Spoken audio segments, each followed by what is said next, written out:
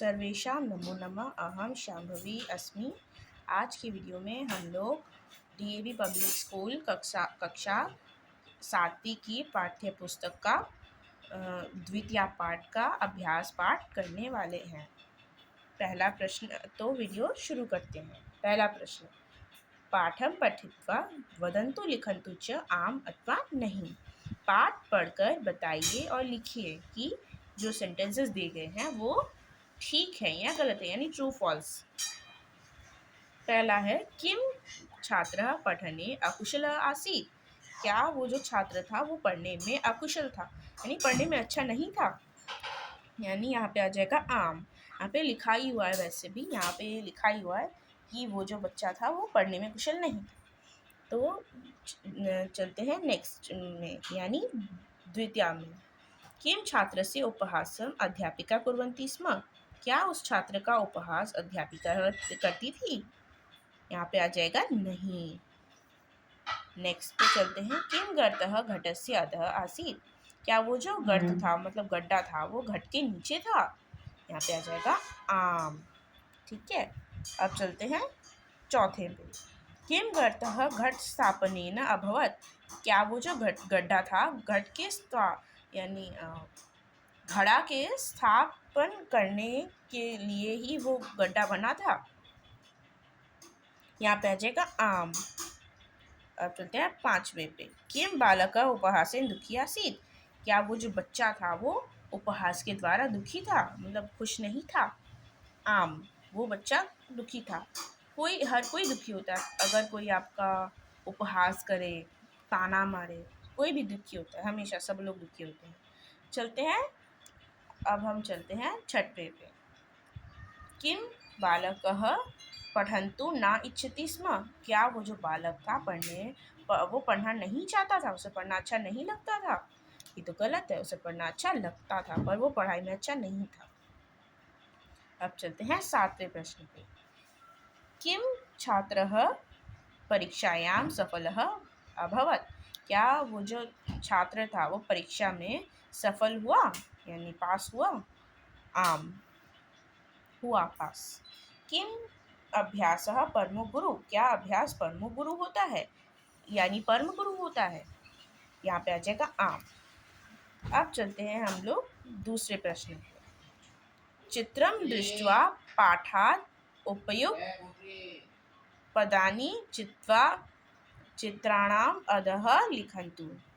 यानी चित्र को पढ़कर उपयुक्त पद, यानी उपयुक्त पद, यहाँ पे जो फिल इन द ब्लैंक्स है उसको हमें फिल करना है। ठीक है, अब पहले प्रश्न में लिखा हुआ है, सह पुनः डैश अपठत। वो पुनः क्या पढ़ता था, वह पुनः पुनः पाठम अपठत। यहाँ पे पुनः पुनः अपठत आ जाएगा। ठीक है, नेक्स्ट। सहपाठिनः डैश कुर्वन्ति स्म। सहपाठिनः उपहासम, यानी उसकी उपहास करते थे, सब उसको ताना मारते थे। सह घटस्य डैश अपश्यत। वो घट यानी वो मटके के नीचे देखता है। नीचे क्या देखता है, यहाँ पे नीचे आ जाएगा, यानी अधः। पुनः पुनः डैश करो। वो पुनः पुनः क्या करता था, अभ्यास करता था, यानी यहाँ पे आ जाएगा अभ्यासाय अकरो। वो पुनः पुनः अभ्यासम अकरो, अभ्यास करता था पुनः पुनः। अब चलते हैं तीसरे प्रश्न पे। उचितम विपरीत पदम चित्वा लिखन्तु।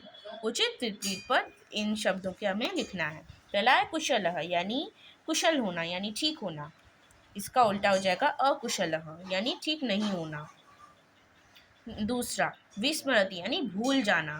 स्मरति यानी याद रखना। तीसरा मूर्खः, यानी आपको पता ही होगा बुद्धिमान। मूर्ख का ऑपोजिट होता है बुद्धिमान। नेक्स्ट है अधः, यानी नीचे। नीचे का ऑपोजिट होगा ऊपर। ऊपर यानी ऊपरी।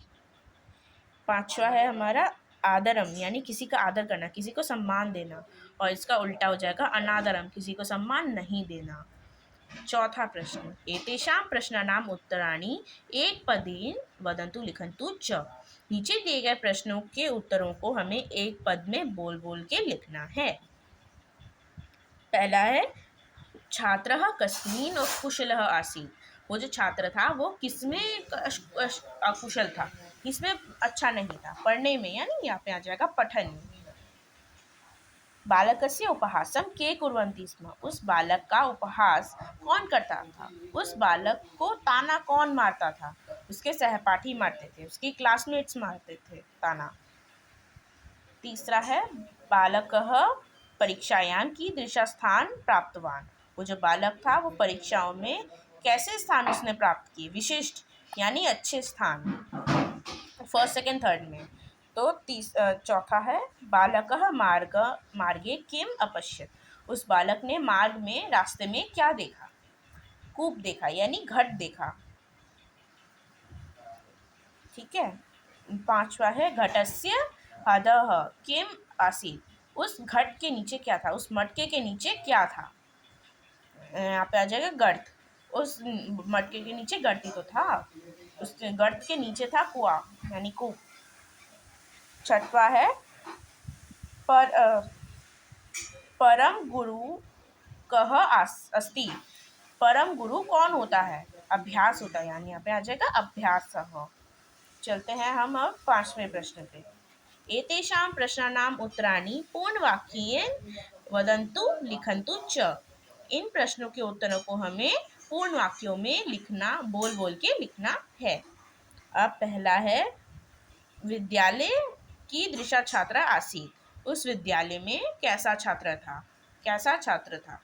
विद्यालय एकः अतीव जिज्ञासु छात्र आसीत्। उस विद्यालय में एक बहुत ही जिज्ञासु छात्र था।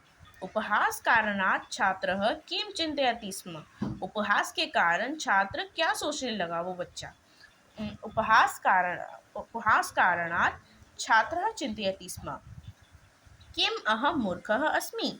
मतलब उस उपहास के कारण उस बच्चे ने सोचा कि क्या मैं मूर्ख हूँ। अब चलते हैं नेक्स्ट प्रश्न। गर्तः दृष्ट्वा छात्रः किम अचिंत्यत। गर्त को देखने बाद, गड्ढे को देखने के बाद वो जो बच्चा था वो क्या सोच रहा था। गर्तः दृष्ट्वा छात्रः अचिंत्यत। गर्त को देखने के बाद वो छात्र सोचने लगा इमं सुंदरम गर्तः कः निर्मितवान। इतना सुंदर गड्ढे को किसने बनाया है। अब चलते हैं नेक्स्ट प्रश्न में, चौथा।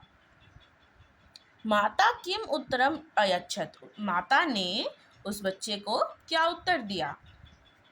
माता अवदत्। माता बोली पुत्र भूय भूय घट स्थापनेन सह गर्तः निर्मितवान। पुत्र भूय भूय यानी रोज रोज घट के स्थापन से वो गड्ढा निर्मित हुआ, उस गड्ढे का निर्माण हुआ। अब पांचवें प्रश्न। मातु उत्तरम श्रुत्वा छात्रः किम अचिंत्यत। माता के उत्तर को सुनने के बाद वो छात्र क्या सोचने लगा। मातुः उत्तरम श्रुत्वा छात्र अचिंत्यत। माता के उत्तर को सुनने के बाद वो छात्र सोचने लगा यदि भूयो भूय घट स्थापनेन पाषाणशिलायां घटः अभवत् तदा किं पुनः पुनः पठने मम गति तीव्र न भविष्यति। माता के उत्तर को सुनने के बाद वो छात्र सोचने लगा यदि रोज रोज घट के स्थापन से वो जो पाषाण शिला था, मतलब वो जो पत्थर था वो गड्ढे में चेंज हो गया, तो क्या अगर मैं रोज रोज पुनः पुनः पढ़ूंगा तो क्या मेरी बुद्धि तीव्र नहीं हो जाएगी, क्या मैं बुद्धिमान नहीं हो जाऊंगा।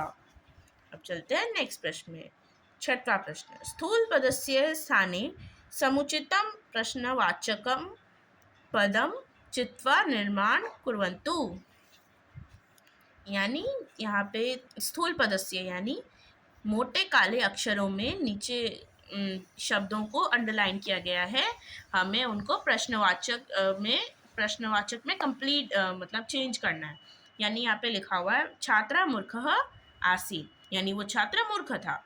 अब छात्र के बदले में यहाँ पे आ जाएगा कः मूर्खः आसीत्, यहाँ पे मैंने थोड़ा शॉर्टकट मारा है, आप अगर चाहो तो आप फुल लिख सकते हो। दूसरा है छात्र कूपम अपश्यत, छात्र ने कूप को देखा। यहाँ पे किसने कौन सा स्थूल पद है, इसमें है कूपम स्थूल पद है, यहाँ पे आ जाएगा कम। छात्र कम अपश्यत, छात्र ने क्या देखा। छात्र मातरम अपृच्छत, छात्र ने माता से पूछा। यहाँ पे आ जाएगा छात्र काम अपृच्छत, छात्र ने किससे पूछा। अब चौथा है घटस्य अधः एकः गर्तः आसीत्, उस घट के नीचे एक गड्ढा था।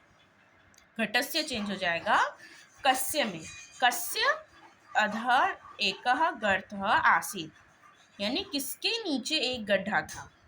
पांचवा है उपहास कारणात् छात्रः दुखी आसीत्, उपहास के कारण वो छात्र दुखी था।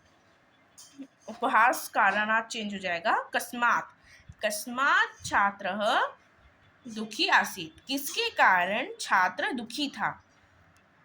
छठवा है बालकः विचारमग्न अभवत्, वो बालक विचारमग्न हो गया, मतलब अपने विचारों में खो गया। अब इसको हम लिख सकते हैं कः विचारमग्न अभवत्, कौन विचारमग्न हो गया, यानी कौन अपने विचारों में खो गया।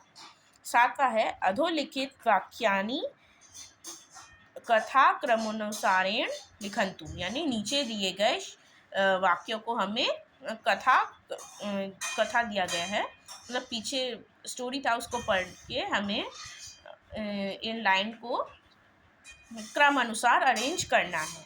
पहला है एकदा सः मार्गे कूपस्य समीपे एकं गर्तः अपश्यत्, यानी एक बार उस बच्चे ने मार्ग में कूपस्य यानी कूप के पास, यानी कूप के पास एक गड्ढे को देखा। दूसरा है सह यत् पठति तत् विस्मरति, वो जब भी पढ़ता था तभी भूल जाता था। तीसरा है एवमेव पुनः पुनः पठनेन तस्य मति तीव्र भवति, बार बार पढ़ने के कारण उसकी बुद्धि तीव्र हो गई, यानी वो बुद्धिमान हो गया। अब चौथा है बंग प्रदेशे एकः पठने अकुशलः छात्र आसीत्, बंग प्रदेश यानी बंगाल के प्रदेश में, यानी वेस्ट बंगाल में एक छात्र था, वो पढ़ने में कुशल नहीं था। पांचवा है गर्तः प्रतिदिनं घट स्थापने निर्मितः अभवत्, वो जो गड्ढा था वो प्रतिदिन घट स्थापन के द्वारा बना था।